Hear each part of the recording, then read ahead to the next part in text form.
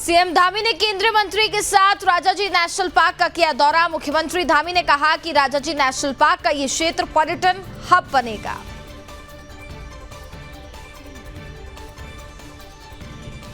बाईस मई को खुलेंगे श्री मद्महेश्वर जी के कपाट। मद्महेश्वर जी के उत्सव डोली मद्महेश्वर के लिए किया प्रस्थान। भारी संख्या में भक्त रहे मौजूद। राज्य स्तरीय मिडवाइफरी टास्क फोर्स की बैठक। अपर सचिव स्वास्थ्य के साथ कई दिग्गज रहे मौजूद। राज्य स्तरीय बैठक में अहम विषयों पर चर्चा। धामी सरकार के निर्देश पर कार्रवाई जारी। बनबसा में अवैध बाजार पर चला बुलडोजर। 2 अवैध बाजारों को प्रशासन ने किया ध्वस्त। और चारधाम यात्रा में सरकार ने उठाए सकारात्मक कदम। तीर्थयात्रियों की सुविधाओं का रखा जा रहा पूरा ध्यान। आपदा प्रबंधन सचिव ने यात्रा को लेकर दी जानकारी।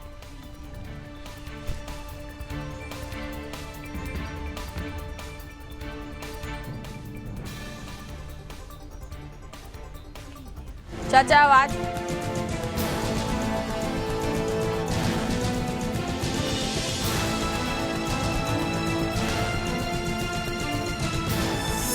आप देख रहे हैं सुदर्शन न्यूज। नमस्कार, मैं हूं आपके साथ कनिका अरोड़ा और आप देख रहे हैं सुदर्शन न्यूज। बुलेटिन की शुरुआत करते हैं इस वक्त की बड़ी खबरों के साथ। उत्तराखंड के सीएम पुष्कर सिंह धामी, केंद्रीय पर्यावरण, वन और साथ ही जलवायु परिवर्तन मंत्री श्री भूपेंद्र यादव और प्रदेश के वन मंत्री श्री सुबोध उनियाल ने शनिवार को मोतीचूर रेंज में राजाजी नेशनल पार्क का दौरा किया। इस अवसर पर कॉर्बेट टाइगर रिजर्व के वन क्षेत्र में लाई गई एक बाघिन को राजाजी टाइगर रिजर्व के मोतीचूर वन क्षेत्र में बाड़े से छोड़ा गया। आपको बता दें कि इस दौरान मुख्यमंत्री धामी ने कहा कि राजाजी नेशनल पार्क को ये क्षेत्र पर्यटन हब बने। लोग यहाँ के प्राकृतिक सौंदर्य को देखने आए और इस दिशा में प्रयास किए जा रहे हैं। साथ ही सीएम धामी ने कहा कि आज राजाजी नेशनल पार्क के मोतीचूर रेंज में एक बाघिन को छोड़ा गया है।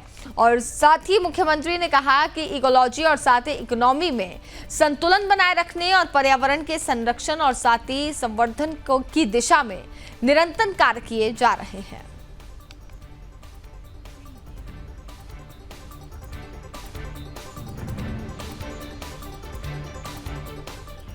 मोतीचूर राजाजी नेशनल पार्क हमारा देहरादून, हरिद्वार, पौड़ी जनपद और इस पूरे क्षेत्र में ऋषिकेश जो एक हमारा पर्यटन का बड़ा हब है, लोगों का बड़ी संख्या में आना जाना रहता है। उस क्षेत्र में भी पर्यटन बढ़े और लोग यहाँ भी इसको देखने आए, इस प्राकृतिक सौंदर्य को देखने आए। इस उद्देश्य से आज यहाँ पर मादा टाइगर को यहाँ पर आज छोड़ा जा रहा है। निश्चित रूप से ये इकोलॉजी और इकोनॉमी में संतुलन बनाने के लिए और पर्यावरण के संरक्षण के लिए, प्रकृति के संरक्षण के लिए, संवर्धन के लिए एक मील का पत्थर साबित होगा। और हमारे देश के यशस्वी प्रधानमंत्री मोदी जी ने जो ये इकोलॉजी और इकोनॉमी है, इकोनॉमी में संतुलन का जो एक सूत्र निकाला है, उस सूत्र पर देश आगे बढ़ रहा है।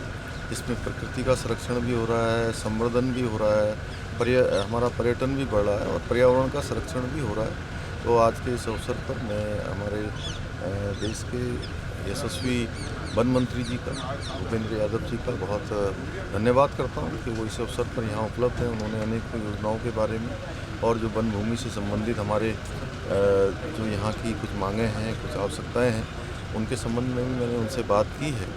तो उन्होंने मुझे आश्वस्त किया है कि हर प्रकार से जो भी वन विभाग से जो भारत सरकार के स्तर पर जिनकी एनओसी मिलनी है, जिनको स्वीकृति प्राप्त होनी है, उन सबको स्वीकृति देंगे। मैं उनका दिल से आभार व्यक्त करता हूं। और हमने बहुत सारे, चूँकि वन भूमि के बहुत सारे प्रस्ताव, बहुत सारे ऐसे प्रकरण हैं जिनके कारण से, और हमारे यहाँ पर उत्तराखंड में 71% जो भूभाग है वो वनों पर है। उसके कारण से कई बार जो हमें नए डेवलपमेंट करने के लिए और नई आवश्यकताओं के लिए जो भूमि की आवश्यकता होती है वो मिलने में थोड़ा दिक्कत होती है, उसके निराकरण के लिए। द्वितीय केदार भगवान मद्महेश्वर जी का उत्सव डोली ने सुबह पंचकेदार गद्दी स्थल श्री ओमकारेश्वर मंदिर ऊखीमठ से मद्महेश्वर के लिए प्रस्थान किया है। श्री मद्महेश्वर जी के कपाट 22 मई को खुलेंगे। श्री मद्महेश्वर जी के उत्सव डोली नए अंदाज में भोग लगने के बाद विधि विधान से पंच केदार गद्दी स्थल श्री ओमकारेश्वर मंदिर ओखीमठ में स्थापित हुई। आपको बता दें कि रावल भीमाशंकर लिंग की उपस्थिति में पुजारी बागेश लिंग ने पूजा अर्चना संपन्न की। वहीं 20 मई शनिवार को सुबह द्वितीय केदार बाबा मतमाहेश्वर जी की उत्सव डोली अन्य देवडोलियों के साथ श्री ओमकारेश्वर मंदिर ओखीमठ में ही श्री मतमाहेश्वर धाम प्रस्थान किया। विभिन्न स्थानों पर भक्तों को दर्शन देते हुए पहले पड़ाव रांची पहुंचे, जहां आपको बता दें कि श्री बद्रीनाथ केदारनाथ मंदिर समिति के अध्यक्ष अजेंद्र अजय और साथ ही मंदिर समिति उपाध्यक्ष किशोर पंवार ने बताया कि श्री मतमाहेश्वर यात्रा की तैयारियों के लिए निर्देश दिए गए हैं। मुख्य कार्याधिकारी योगेंद्र सिंह ने मतमाहेश्वर यात्रा की तैयारियों के आदेश के बाद मंदिर समिति का अग्रिम दल श्री मतमाहेश्वर मंदिर यात्रा तैयारियों में जुटा हुआ है।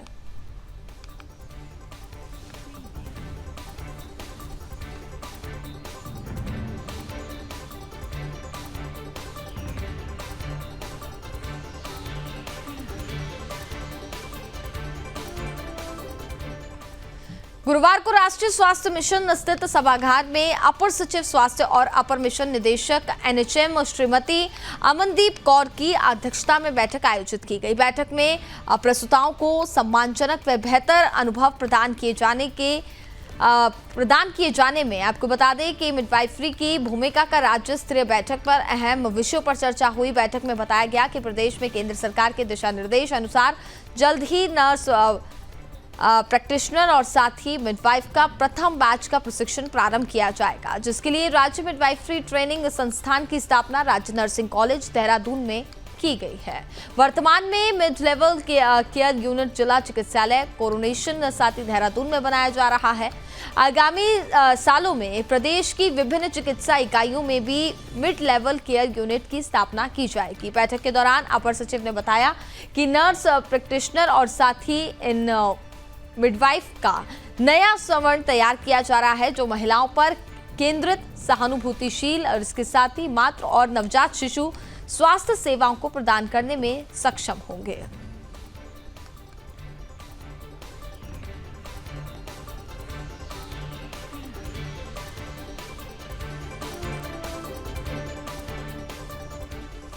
देवभूमि उत्तराखंड में दामी सरकार के निर्देश पर अवैध मज़ारों पर लगातार कार्रवाई की जा रही है। ऐसे में चंपावत जनपद के बनवसा नगर में सिंचाई विभाग की जमीन पर अवैध रूप से बनाई गई 2 मज़ारों को प्रशासन ने ध्वस्त कर दिया है।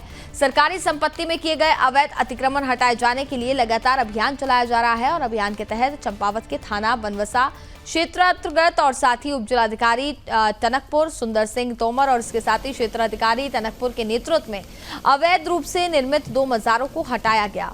उपजिलाधिकारी ने जानकारी देते हुए बताया कि अवैध अतिक्रमण को बिल्कुल भी बर्दाश्त नहीं किया जाएगा। इस अभियान के अंतर्गत शहर में अवैध अतिक्रमण कर बनाए गए स्थलों को चिन्हित कर ध्वस्त करने का अभियान लगातार जारी है।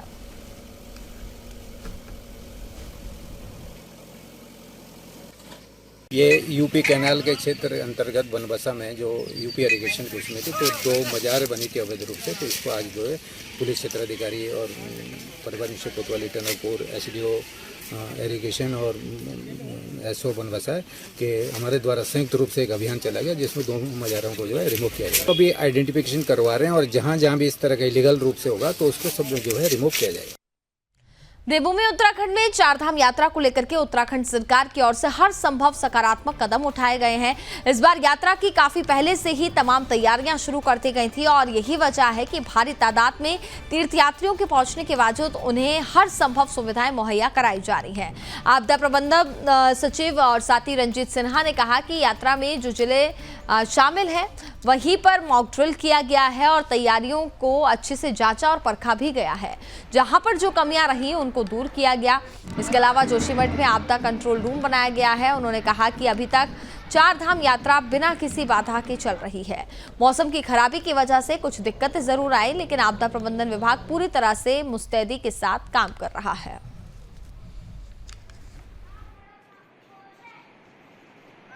देखिए, यात्रा के दृष्टिगत हमने काफ़ी इस बार तैयारी करी थी।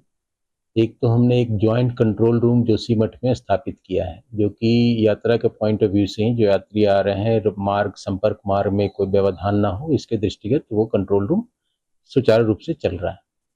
दूसरा, हमने इस बार यात्रा से पहली बार हुआ है, यात्रा के दृष्टिगत यात्रा से पूर्व मॉक ड्रिल हमने पूरे जो डिस्ट्रिक्ट्स हैं जो यात्रा में इन्वॉल्व है सबका किया था, और उसमें जहाँ जहाँ कमियां हैं उसका जायजा लिया गया, उस कमियों को भी दूर किया गया है। अभी जो यात्रा चल रही है, अब तक जो भी यात्रा चली है, उसमें किसी भी तरह का कोई व्यवधान उत्पन्न आने नहीं दिया गया है। हाँ, छोटे मोटे जो बारिश हुई उसमें कहीं हल्की स्लिप आए, उसको भी साफ सफाई हमारी पूरी टीम करती रही है। टूरिज्म विभाग की तरफ से हमें अभी कोई भी रेफरेंस अभी तक नहीं प्राप्त हुआ है जिसमें कि हमारी जो आपदा के दृष्टिगत किसी प्रकार का व्यवधान उत्पन्न हुआ है।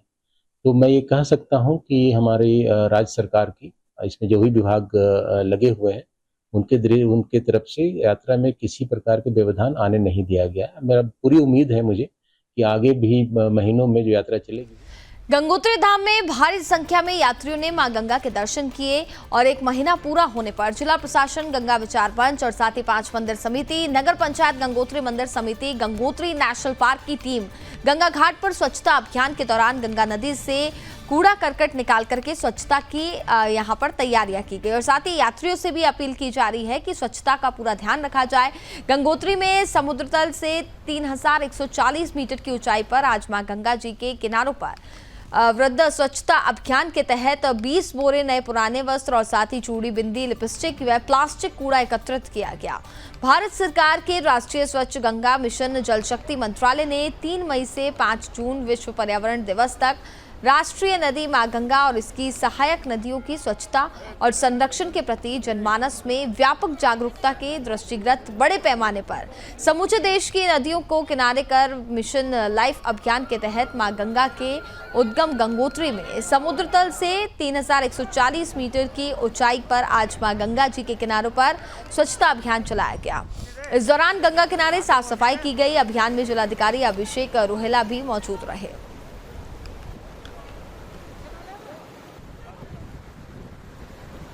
निश्चित तौर पे मैं प्रशासन का भी धन्यवाद करना चाहता हूँ।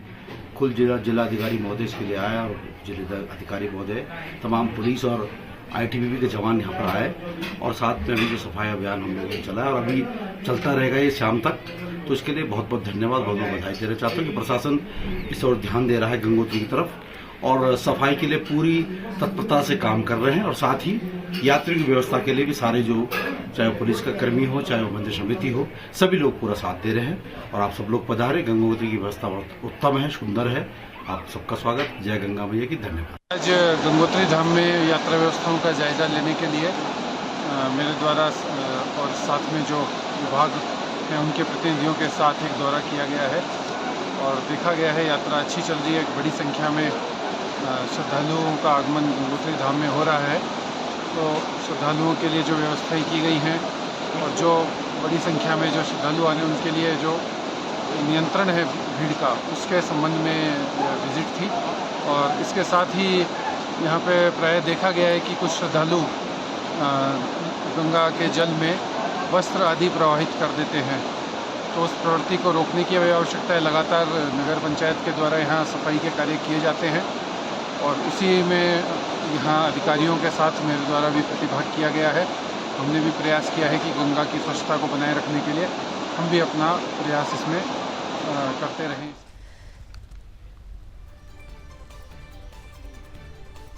जिहादियों के छल का शिकार होती हिंदू बेटियों को बढ़ते मामले में देख करके अब नागरिकों में आक्रोश लगातार बढ़ रहा है। अब ऐसा ही एक मामला उत्तराखंड के सभावाला जिले से सामने आया है, जहां लव जिहाद की शिकार युवती के परिजनों और साथ ही ग्रामीणों ने युवती की बरामदगी को लेकर के पुलिस चौकी के सामने सड़क जाम कर हंगामा किया। घटना सहसपुर थाना क्षेत्र अंतर्गत सभावाला की बताई जा रही है और मामले में लगातार जाम खुलवाकर रास्ता बहाल कराने की कोशिश की गई है। पुलिस लगातार वहां पर जुटी रही, प्रदर्शनकारियों की शांति बनाए रखने की उनसे अपील करती हुई नजर आई। लव जिहाद की इस घटना से गुस्साए ग्रामीणों में प्रदर्शन का उग्र रूप देते हुए सड़क पर ही टेंट लगाने का सामना और साथ ही वहां पर सामान मंगाकर धरने पर बैठने की कवायद भी शुरू कर दी है।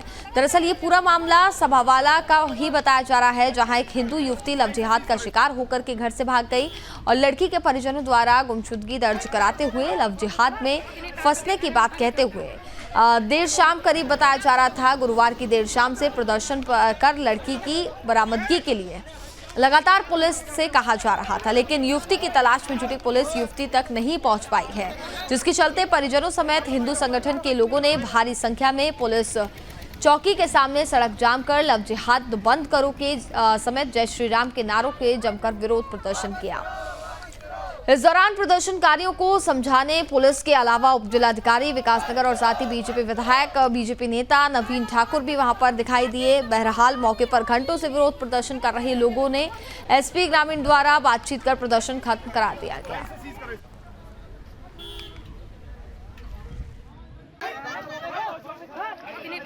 सरकार बिल्कुल गंभीर है और इस प्रकार के जो भी मामले हैं बिल्कुल बर्दाश्त नहीं किए जाएंगे और इस प्रकार के असामाजिक तत्व हैं उनके खिलाफ सख्त से सख्त कार्रवाई होगी।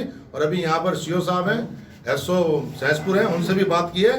जो इस प्रकार के आपराधिक षड्यंत्र रचते हैं लव जिहाद के मामले में सख्त से सख्त उनके खिलाफ कानूनी कार्रवाई हो, कोई भी किसी प्रकार की ढील नहीं होनी चाहिए। प्रदर्शनकारियों को लाठीचार्ज की बात सामने आ रही है। मैंने बिल्कुल कहा, अभी मैंने पूछा है, बल्कि इन्होंने कहा कि कोई ऐसी बात नहीं है। मैंने कहा बिल्कुल भी, क्योंकि लोकतंत्र है, लोकतंत्र में जो है अपनी बात रखने का सबको अधिकार है और इसलिए मैंने कहा किसी प्रकार की भी गांव वालों की किसी के साथ कोई बदतमीजी नहीं होनी चाहिए, ये बर्दाश्त नहीं होगा। लव जिहाद के विरोध में पशुधन बंद का आह्वान किया गया है आज।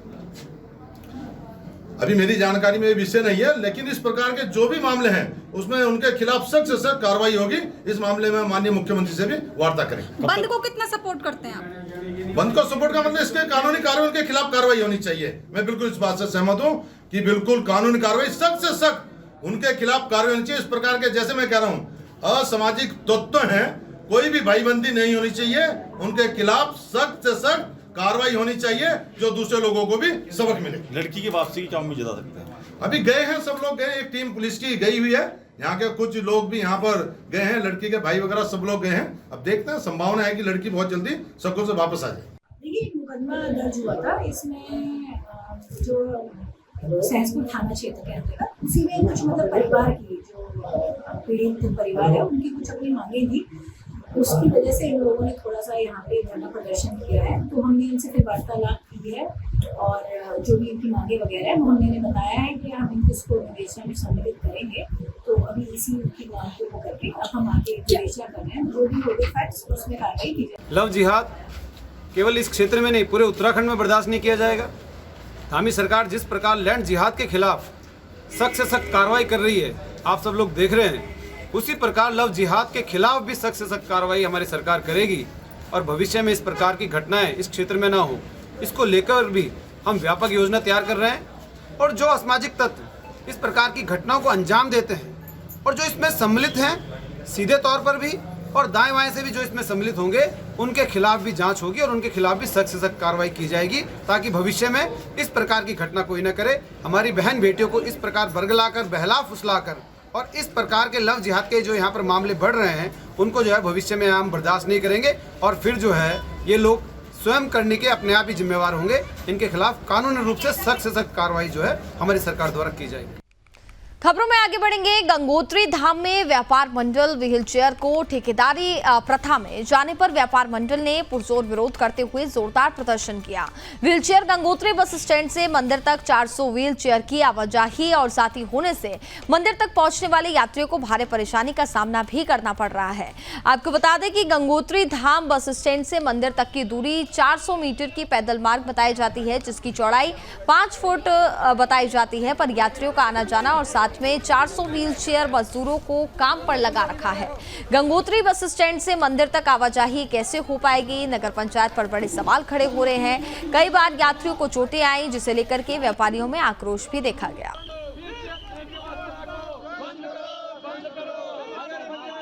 गंगोत्री में पार्किंग से लेके मंदिर तक एक पैदल रास्ता तय करना पड़ता है। लगभग आधा किलोमीटर का वो रास्ता है और कुछ यात्री जो अक्षम होते हैं या चलने में असमर्थ हैं या वृद्ध हैं, उनकी सुविधा के लिए नगर पंचायत व्हील चेयर की व्यवस्था वहाँ करती है और वो सुविधा अभी वर्तमान में उपलब्ध है। आपके द्वारा बताया गया कि उनकी तादाद ज़्यादा है, तो ये डिमांड सप्लाई की बात है, क्योंकि जहाँ आवश्यकता है उसी हिसाब से व्हील चेयर्स की उपलब्धता है। और जहाँ तक आपने बताया कि मार्ग संकीर्ण होने के कारण असुविधा हो रही है, तो उसमें हम संख्या नियंत्रण की कार्रवाई करेंगे और उसको रोक के चलाने के लिए और व्यवस्थित तरीके से चलाने के लिए उप जिलाधिकारी को और ईओ को निर्देशित किया जाएगा। ऐसा है कि नगर पंचायत ने इस बार व्हील चेयर को टेंडर लगा करके, ये सेवा होती है, मानव सेवा होती है, यहाँ पे कि अपंग है कोई या कोई बीमार आदमी है, बुजुर्ग आदमी है, तो उनको जो है फ्री ऑफ कॉस्ट दिया जाना चाहिए। लेकिन व्हील चेयर का टेंडर डाल के इन्होंने जो है एक नई परंपरा यहाँ पे ठेकेदारी प्रथा को बना करके, और व्हील चेयर एक ट्रांसपोर्ट हो गया। वहाँ पर यात्री मजबूरी से नहीं, शौक से बैठ रहा है और सारे फैमिली लेकर के उसमें फोटोग्राफी कर रहे हैं, जो कि मार्केट में कम से कम 250-300 व्हील चेयरें होती हैं। और यहाँ पे यात्रियों को इतनी परेशानी हो रही है कि किसी का पाँव कट रहा है, किसी के पीछे से ठोकर मार रहे हैं। व्हील चेयर से पैदल चलने वाले यात्रियों को बहुत ज़्यादा दिक्कत हो रही है। तो आज हम ये चाहते हैं कि व्हील चेयर वैसे तो बंद ही होनी चाहिए, नहीं तो ज़्यादा से ज़्यादा जो पार्किंग है, वीआईपी पार्किंग, वहाँ तक यात्रियों को लाए, और जो आवश्यक है, जो बीमार व्यक्ति है या जिस आदमी को जो है ज़रूरी है कि व्हील चेयर पर जाना है, उसको बिठाया जाए, ताकि यहाँ की व्यवस्थाएं सही चले। और एसडीएम साहब से भी ये दरख्वास्त करूँगा, इसमें ज़रूर जो है जल्दी से जल्दी ठोस कदम उठाएं।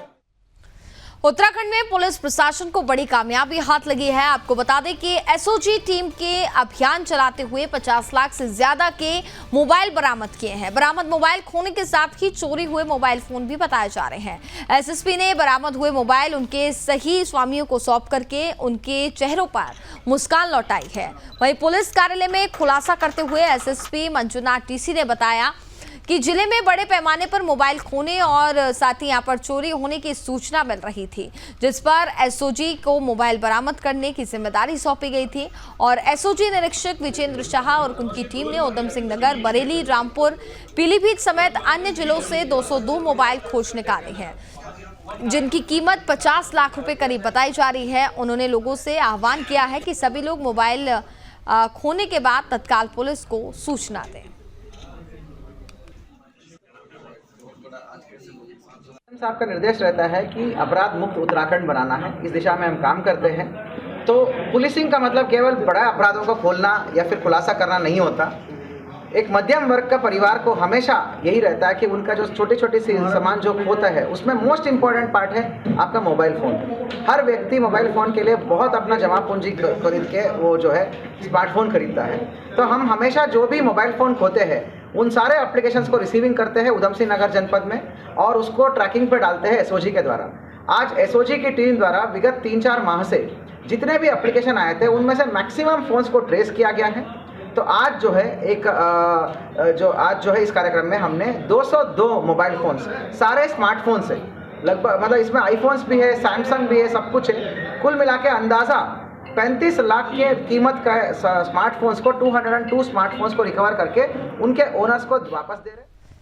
उत्तराखंड के रामनगर में नेशनल हाईवे पर ग्राम पिरू मदारा क्षेत्र में एक गेहूं की बोरियों से भरी ट्रैक्टर ट्रॉली टेम्पो के ऊपर पलटने से हड़कंप मच गया।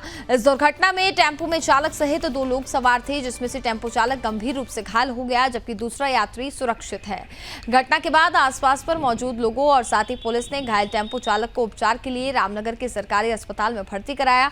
घटना के संबंध में जानकारी देते हुए पिरू मदारा चौकी इंचार्ज राजेश जोशी ने बताया कि टेम्पो चालक महिपाल टेम्पो में सवारी को लेकर के पूर्णधारा से रामनगर की ओर आ रहा था। इसी बीच रामनगर की ओर से काशीपुर जा रही गेहूं बोरियों से भरी ट्रैक्टर ट्रॉली अचानक टेम्पो पर पलट गई, जिससे ये हादसा हो गया। वहीं घटना के बाद ट्रैक्टर चालक मौके से फरार हो गया, जिसकी तलाश की जा रही है। फिलहाल मामले में आगे की कार्रवाई जारी है।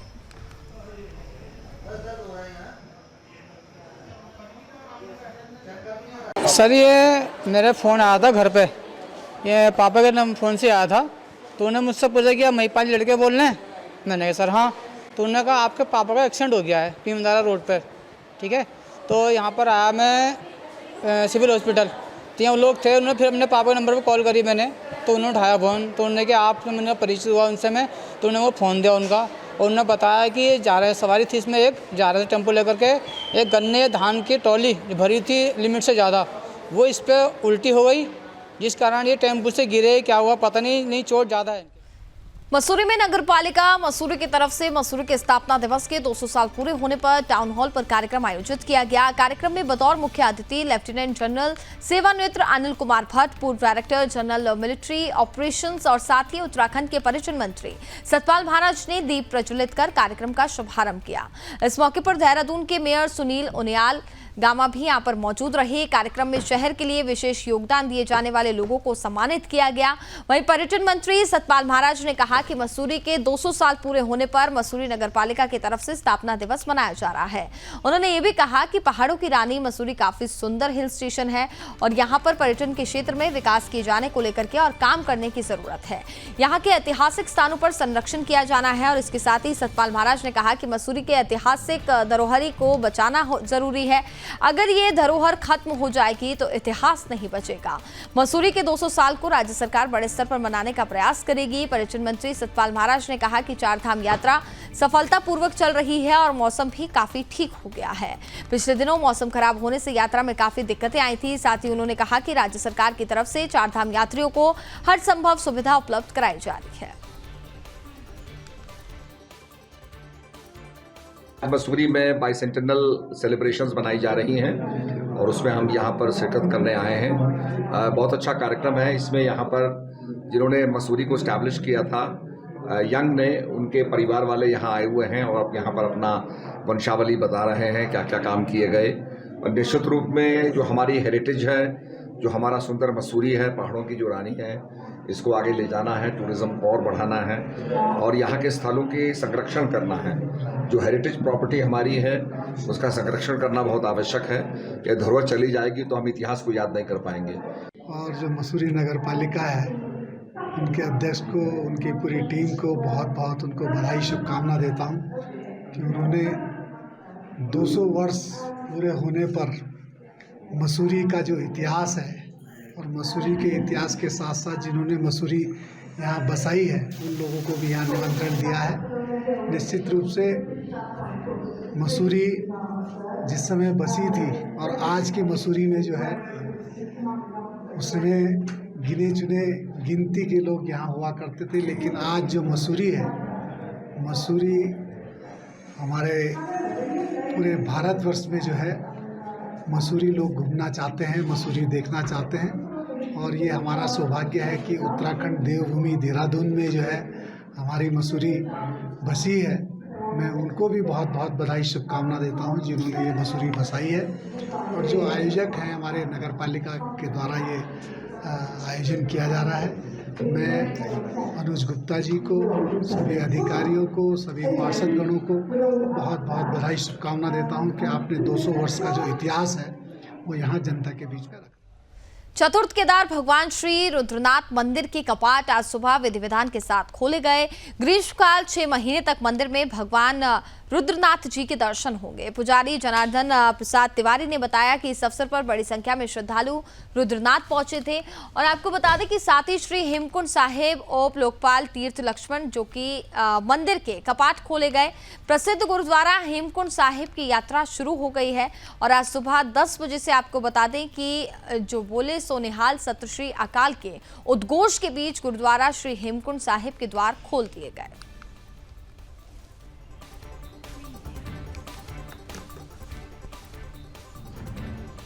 और इसी के साथ फिलहाल इस बुलेटिन में बस इतना ही। आप देखते रहिए सुदर्शन न्यूज। जय हिंद।